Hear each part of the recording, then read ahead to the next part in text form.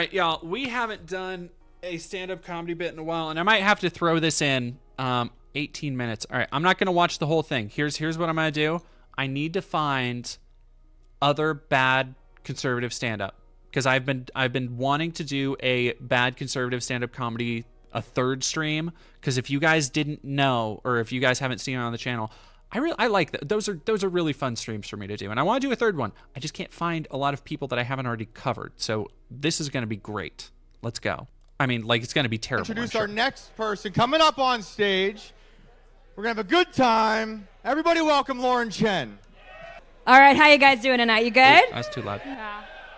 I'm so happy to be here. I'm so happy to be with you. I'm so happy to be in Austin. This is an amazing city. Are you guys from here? You locals? Heck yeah. That's so awesome. You guys, you clean up amazing, okay? You barely even look homeless. It's just good for you. Good for you. But no, I do love Austin. Last time I was here, actually, funny story, I saw a homeless guy walking what I thought was a small dog. One of my favorite things about like beginner comics or comics who they emulate what they've seen other comics do, but they probably haven't been, I'm willing to bet Lauren Chen hasn't been to a lot of open mics. Like, she hasn't actually sat and watched, because there's a difference between watching a comic on TV and watching a also experienced, funny, talented local comic work through material, because you see how people go through stuff that they haven't perfected yet. You see how people bounce off of things, how people might bail out of a joke, people like something doesn't land, so they just go, okay, well, crossing that one off. And like, a good comic can try out new material, completely fuck it up, and then turn that fuck up into a punchline and get people laughing, get people back on their side. What people like Lauren do, because she's just emulating like the style and tenor of other comedians, is what you just saw at the beginning there, where she said she made a joke, it kind of some people laughed, and she didn't know where to go from there, because either she isn't used to her routine, she doesn't have a segue from one joke to another, and so she paused even for a second and went, no, but to try and regain her footing there. And like already, and I know that was a lot to talk about for like what was essentially just a tiny little moment, but that tells me so much of what I need to know about this already. Like, so much. Dog on a leash. Turns out, no, giant rat. So it's one of those fun Austin stories that I have. Love that. Love nature. This morning, was eating on a patio with my toddler. Throughout our meal, had 3 different homeless people come yell at us, which is like basically the Austin version of dinner and a movie. It's, you know, entertainment as you eat. It's good stuff. But no, there's also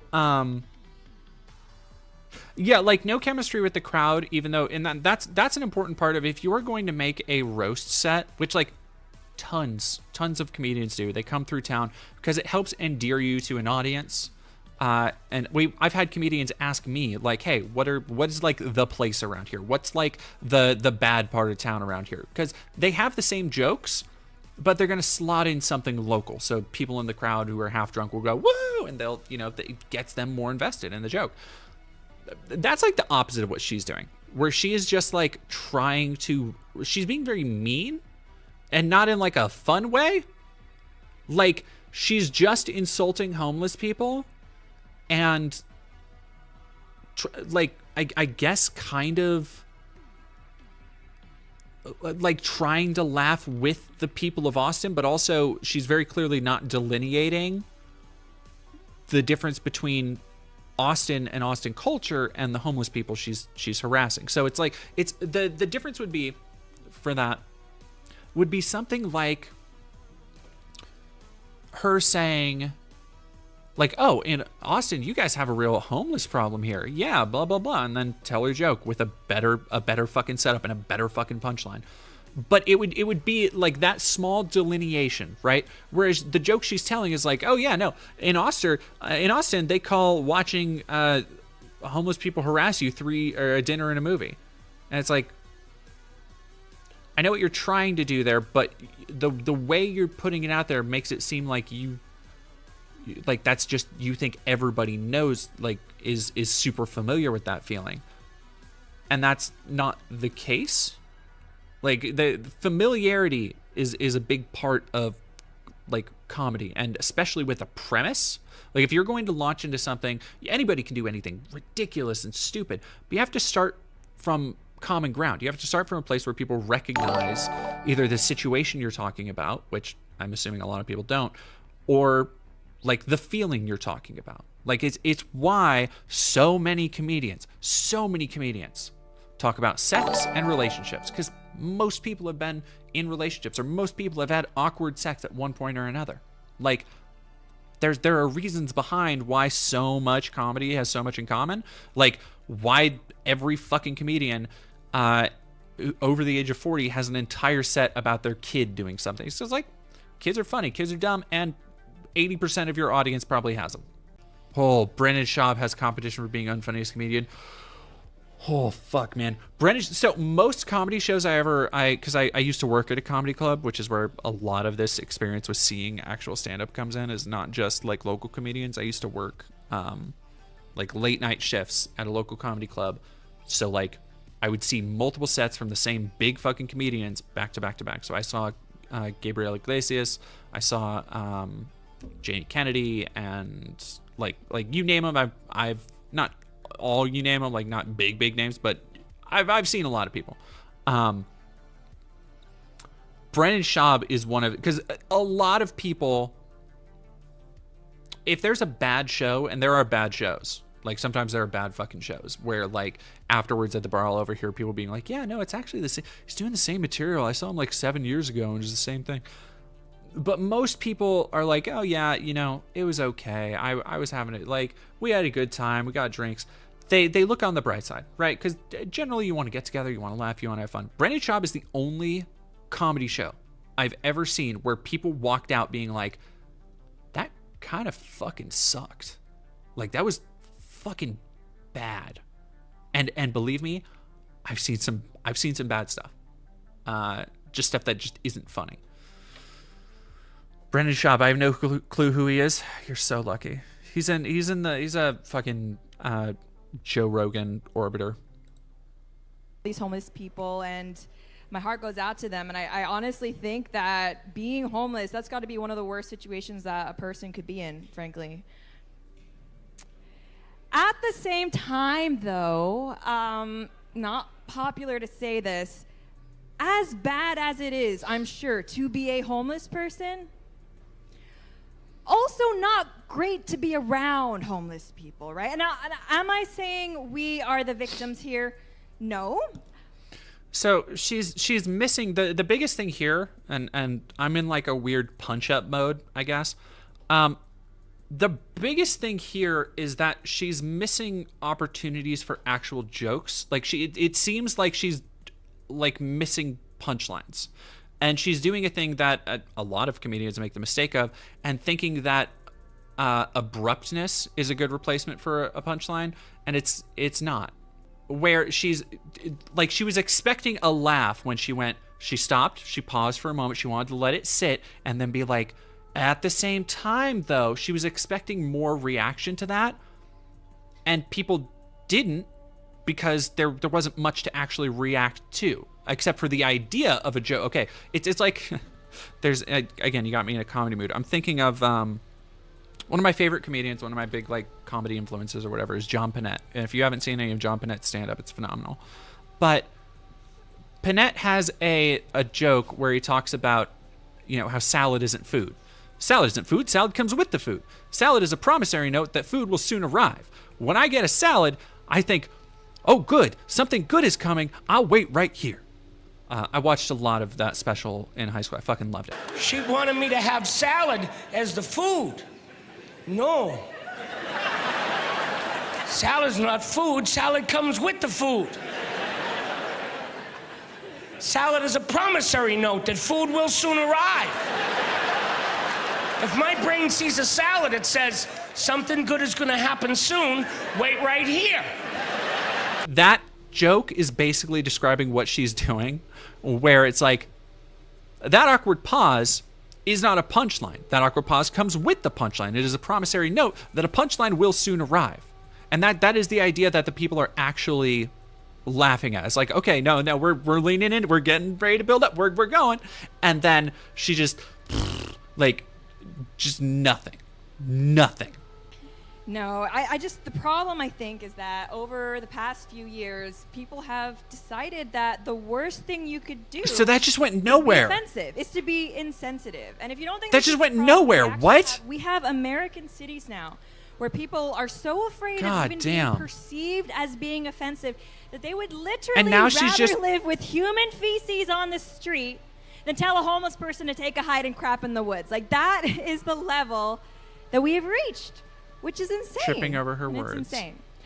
Haven't seen that here yet in Austin, thankfully, but... So, whoa. You cannot come out guns. All right, if you are going to go with a premise for a joke, for a setup, right? This is what, very famously, you call it committing to the bit. You got to stick with the premise, because if you undermine the premise, it's breaking the logic. Like, comedy is a performance. Unlike any other performance, you need to maintain an illusion for the audience. It's like what I was just saying about comedians will come to town. They'll ask people who work at the club about, like, hey, what's like the bad part of town around here? Where's the place everybody goes? What's like a shitty restaurant that I can mention in my act? It's like, it creates the illusion that the person has actually been around town, that they actually give a fuck where they are, that they are taking an interest in the people, and they don't break that, right? So you don't start a set by being like, Austin and your homeless people, right? And everything's so fucked up because everybody's homeless. And then you just immediately go to, I haven't seen that happen around here. Because then it's like, well, what the fuck were the last 3 minutes for? Lauren. It's real. It's real. The feces in the street, it's not just a meme. It's actually happening. I don't know if you guys have been to Seattle, but it's actually a thing there. When I was Shark in Seattle, 30. This meme is very real. Maybe 2 hours tops before I ended up seeing feces. The thing is, I feel like a lot of people who live in cities, they have a toxic relationship with these cities. It's the strangest thing. You'll notice it, I swear, next time you talk to someone who's actually from a city. But you can mention something that's bad.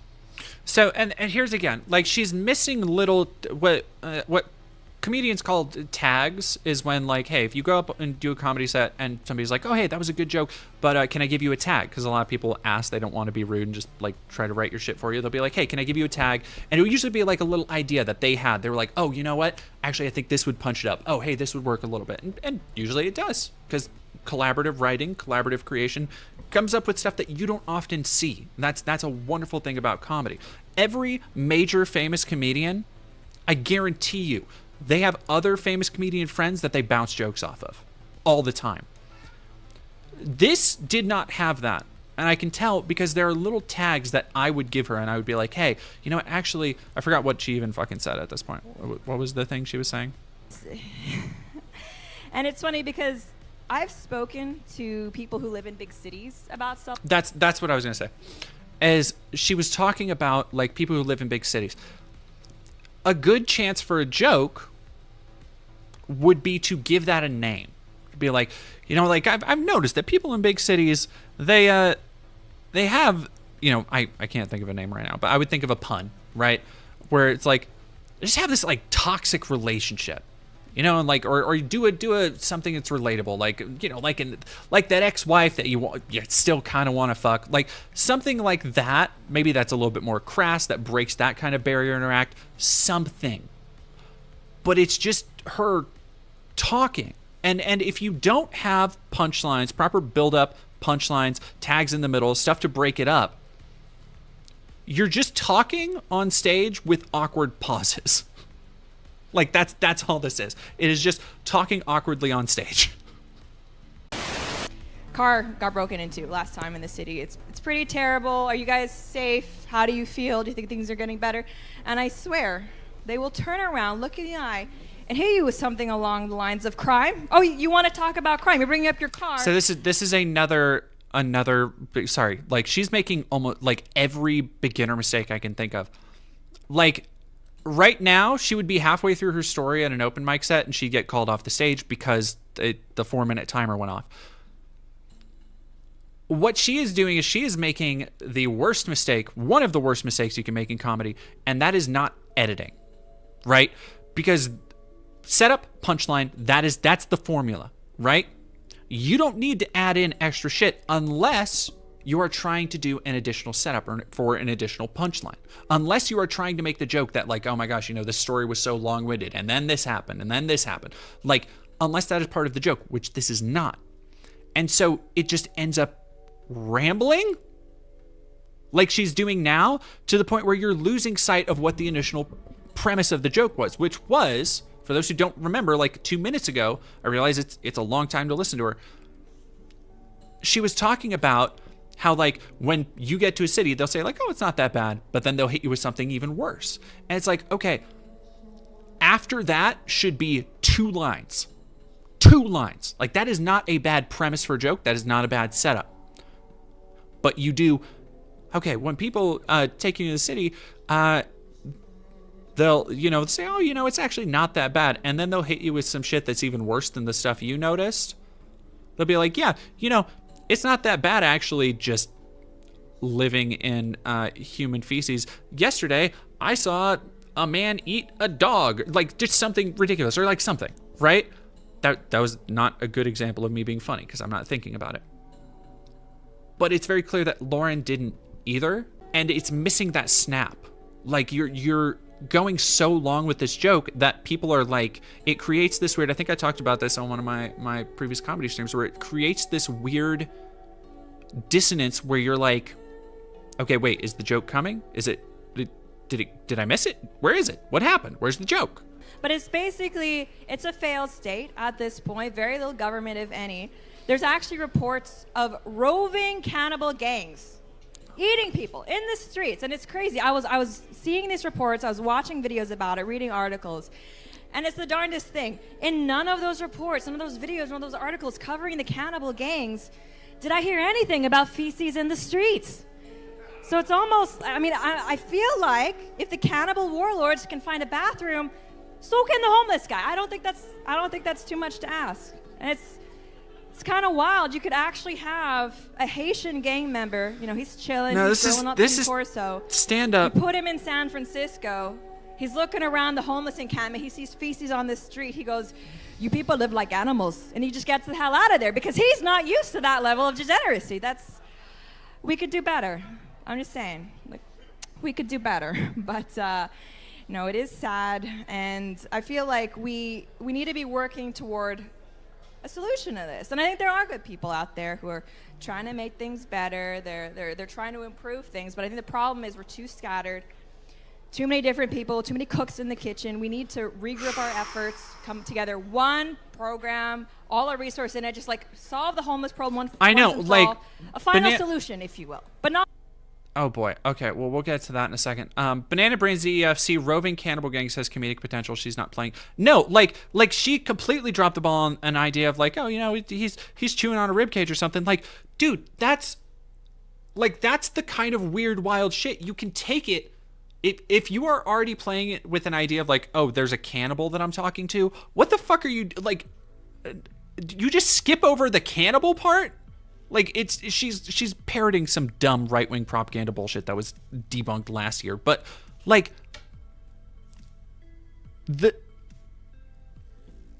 unbelievable. This is recent too. Holy shit. Not like that. But that would solve things. But that's not what I'm saying we should do. Yeah. But no, I don't know if you guys know this, but I grew up in Asia. I didn't grow up in America, and it's crazy. We, like in Asian cities, we don't have the level of homelessness that you guys have here. Turns out when you start working at 5, by the time that you're 18, you have a pretty good nest egg, so you're quite comfortable. No. They don't pay those kids, so that's not how that works. Yeah. Explaining the sounds joke. Bad, but just from an American Good stuff. perspective, Explaining the think of joke. it as getting paid in experience, right? Just like a little fleet of interns who are making all your clothes. So it's fine. And actually, corporate America, if you guys are paying attention, I know there's a lot of controversy stateside about things like maternity leave. People don't want to pay it. Turns out, if your workers are all prepubescent, you can just sidestep that conversation entirely. So, follow me for more business tips. But, Yep, let's go back. Let's go back to that. There's a lot of things in America that we don't have in Asia. One of them things really different, probably the most noticeable, is the amount of diversity that you have in America compared to Asia. I know there are probably people out there thinking, No, I mean she's being facetious. She's joking about the child labor stuff, but it's like it's also you're going back to the well that you've already like doing it. You already made the joke about like haha Asian child labor, right? And this is just that joke again. Like there's nothing, you're not adding into just it. Super diverse, it's full of Asians. Well, like you're not doing like a fun spin on it, whereas like, oh, actually, it's not that bad. I grew up I worked in a sweatshop as a kid, and I turned out fine. Like something, like you're saying I'm an immigrant, I'm from Asia. Use a unique perspective there. Bring somebody into your story more. Make it ridiculous. Make it funny, and it's fucking not. Despite what marketing agencies may think, diverse doesn't just mean no white people. Actually, it means diversity. And America has a lot of diversity for better or worse. Like, the first time I actually lived in America, it was when I was going to college. And that's when I realized how much of a melting pot it actually is here. And, I was surrounded by people of different races who didn't look like me. And it's for better or worse, because simultaneously, I ended up experiencing something that I never would, and it kind of shocked me that I experienced racism firsthand. Turns out I'm not a fan of Mexicans, which was, news to me, but no, that joke actually used to be about Jewish people, but then I realized I like using banks, so it just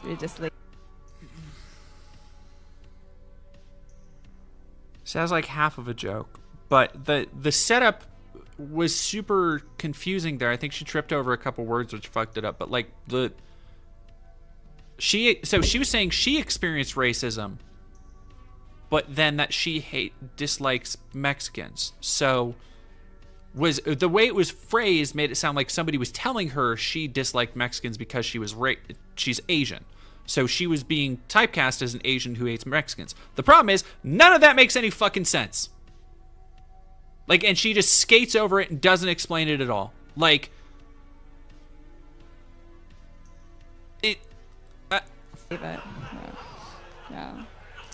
No. It's just, I'm sorry, Mexicans. It's just, you're lower risk. You're lower risk. Like, what are you gonna do? Leave? Oh no, don't self-deport. Stop. Come back. But no, the racial politics in the U.S., that's something that I haven't gotten quite used to. What shit. Really, I think is so strange is the fact that when we're talking about race in the U.S., there's this tendency to group people into one of two categories, white and non-white. The two races, which is like I don't know. I don't think that really works. The idea that me, as an Asian woman, or half Asian, that I would have more in common with a black man just because we're both not white, that doesn't really make sense, right? If we look at the black experience, let's break it down. Oh boy. Way that your race affects your life, probably going to be more likely to be fatherlessness, right? More likely to be in poverty, more likely to live in a high crime area. Maybe commit some of that crime yourself, but that's different. Versus me, as an Asian woman, okay, probably the way that my so this is just like bragging about. Oh no, yeah, no, it's very much Jupiter Saturn. No, she wants to be white so bad. This is very much like some Rachel Dolezal, except whiteface shit. I want to go back a second though, because I need to listen to that real quick. Crime area, maybe commit some of that crime yourself, but that's different. Versus me as an Asian woman, probably the way that my race, like, again, this isn't funny because you're not being specific enough, and so it comes across like all the previous racist jokes as you just labeling all black people as criminals. That's to you, that's the punchline. What Lauren is saying is that, like, isn't it funny that all black people do crime? And the audience is going like, I don't know about this one, dog. This is bail on this one. Most affects my day-to-day is I got a lot of guys with anime profiles asking for pics, like feet pics. I mean, it's a problem. Stumble over it's that. A very different That's problem. very weird. Also, if I were to ever open a massage parlor, exponentially higher likelihood of it being mistaken for a brothel. Again, real problem, just they're very different problems. And again, here's a big problem you see with conservatives where they will say this, like, because I bet Lauren Chen would be like, oh no, I make fun of all sides. I make fun of myself. This is not self-deprecating. Like, you can't be like, all black people are criminals, right? Isn't that funny? Anyway, if I opened a spa, it would be called a brothel because I'm Asian. That's the same. It's like, no, there are racial stereotypes about Asian people. Like, one of them is that they're weirdly racist towards black people. So, if you were self-aware, Lauren, you could actually probably do a fucking killer joke about being a racist Asian. Like, again, that's asking way too much of a conservative mind. But if a conservative ever gained that level of Skynet style sentience, if they became self-aware enough to do that there's probably a pretty fucking good joke in there somewhere. And I think if we look at the way that we either say, you're white, non-white, that's how it is, especially when we're talking about divisiveness in American race relations, it kind of paints the idea that I think is a false idea that if white people were just removed from the conversation, everything would be fine, right? All the non-white people would just be having a blast, which if you look at the areas in America with very few white people, just does not seem to be the case. Like, if we're being real, And I don't know if you guys speak with a lot of ethnic minorities, but one thing that they actually aren't usually too keen on is other ethnic minorities. So, I mean, the past few years alone, you look at the tensions between like the Asian community and the black community, the Jewish community and the black community.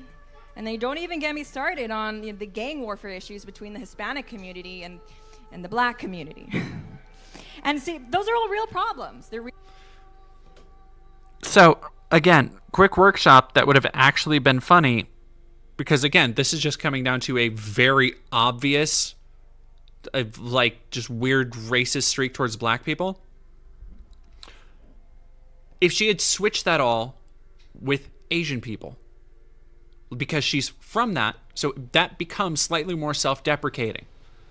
And the way she could spin it, if she's saying that, would be to say, like, I don't know what the problem everybody has with racial minorities. Like, I've never been racist towards anybody. But yet all of these people have, like, the Mexicans have problems with Asians, and black people have problems with Asians. Like, there's something there, but she's never gonna fucking find it. Yeah, no, she said black community twice. Real conflicts, but they don't get as much attention because, I mean, it's frankly not as flashy as the God, okay, we only have like 6 minutes left. Community and, well, the black community, so, yeah. But there's one gender, person. That's another area. Oh, God, honey, don't. Honey, no. There's one person. It's really hard to tell, like, what the crowd size is because there's no, like, back cameras, but... Oh, man.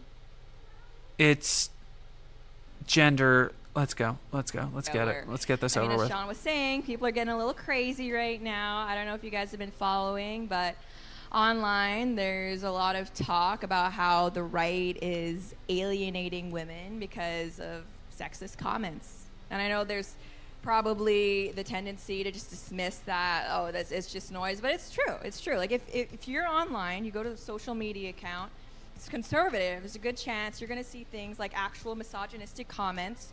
You might even see arguments about why women shouldn't vote, shouldn't be in the workplace. Maybe you see stuff about posts tearing women down, insulting them based on the way. I'm gonna make a brief prediction, and this might be giving her way too much credit, but I think the punchline for this is gonna be like, yeah, that's all fair, that's all true. Like I think the punchline is that as a woman she's gonna agree with it. I believe. I think she is going to actually, hopefully, take a chance at a joke to try and subvert expectations and do what she basically should have done with the racism joke. But we'll see. Give me a second. They look, slut shaming. Never mind the fact that AI is being used to create deep fake porn.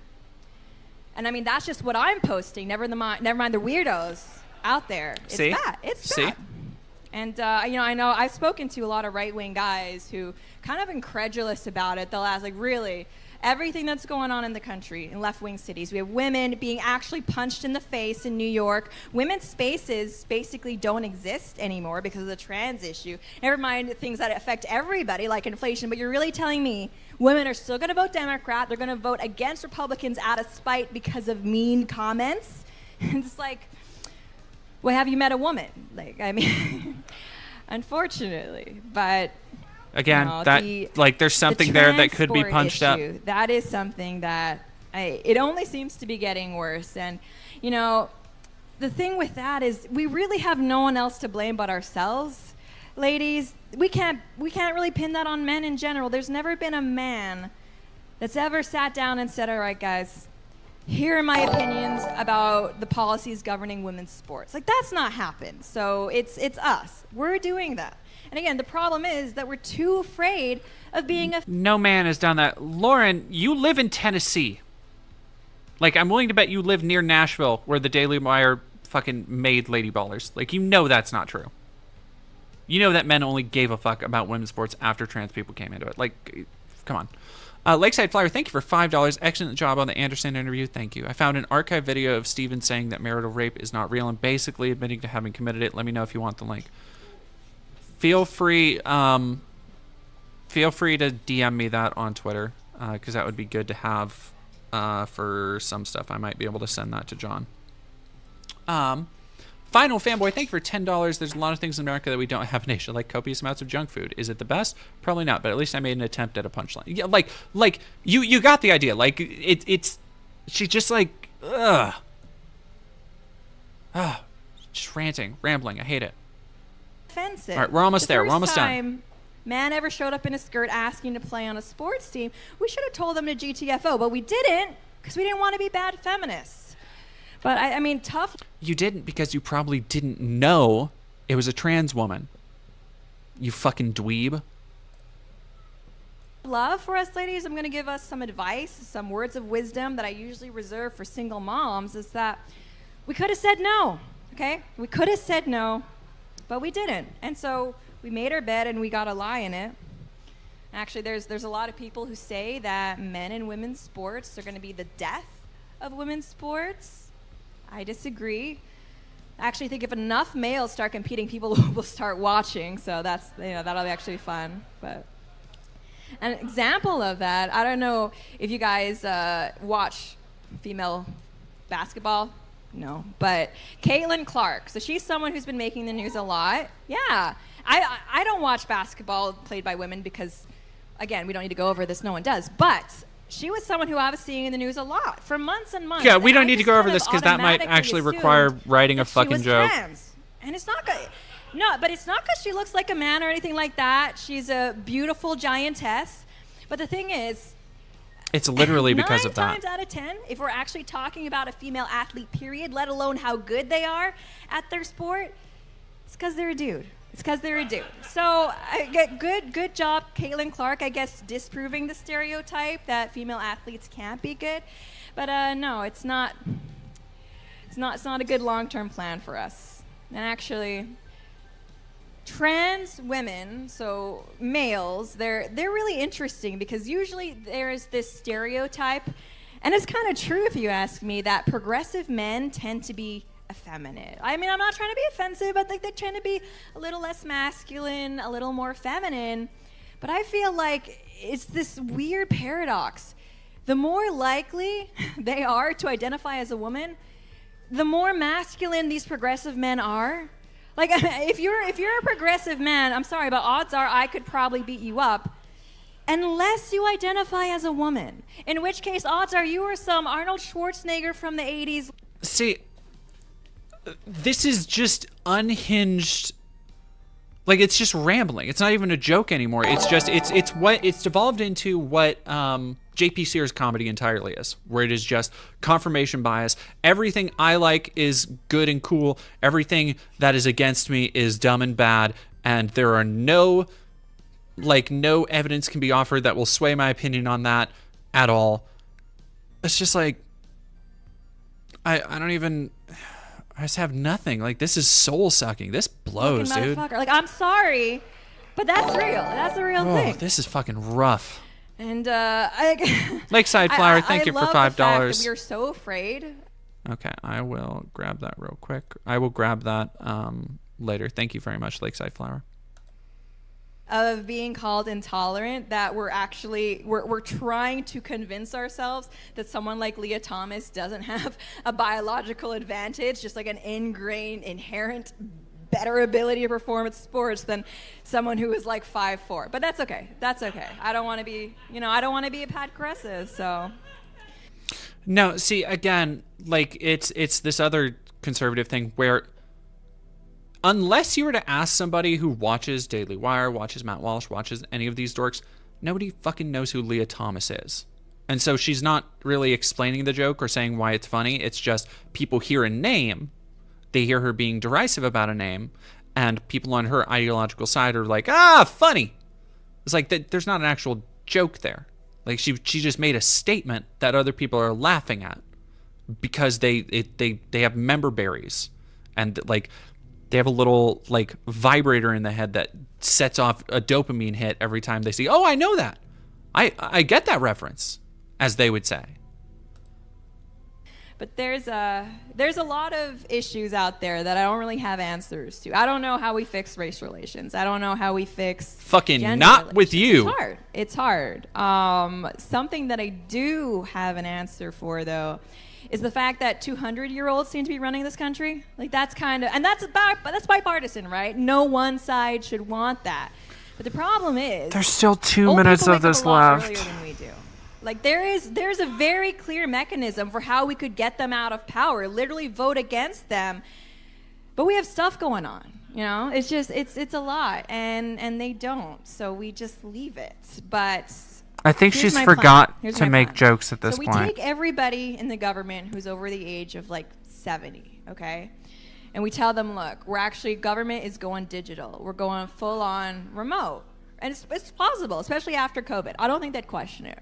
So set them up at home on their computers. We tell them that, no, you're still doing your job. You're still running the government.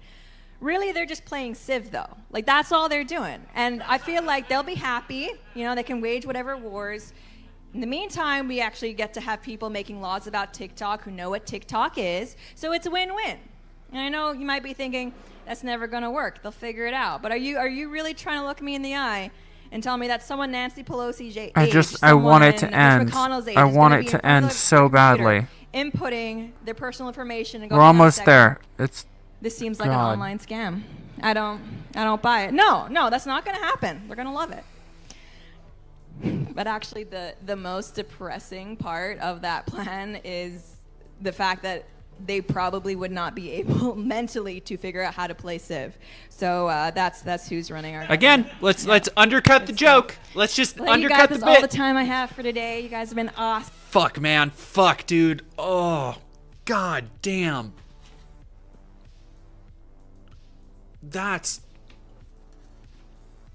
I'm gonna keep it real with y'all. That's some of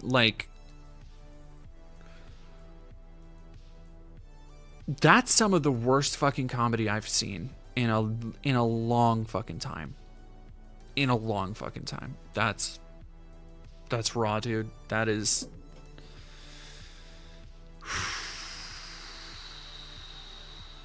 Was that worse than Roseanne? It wasn't as long as Roseanne, but it was pretty fucking bad. It was pretty fucking bad.